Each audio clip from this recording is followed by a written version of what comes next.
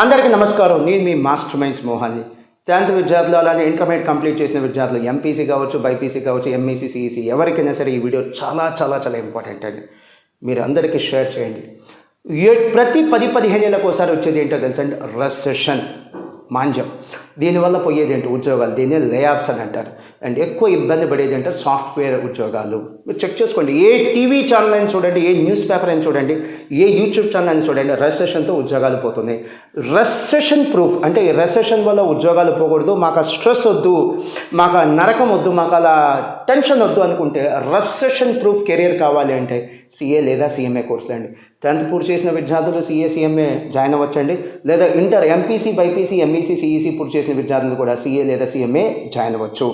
And inter పూర్తి చేసిన విద్యార్థులకి ప్రతి సోమవారం బ్యాచ్ ఉంటుందండి. గుర్తుంది కదా, రెసెషన్ ప్రూఫ్ కెరియర్. రెసెషన్లో ఉద్యోగాలు పోకూడదు అంటే బెస్ట్ ఆల్టర్నేటివ్ సిఏ సిఎంఏ.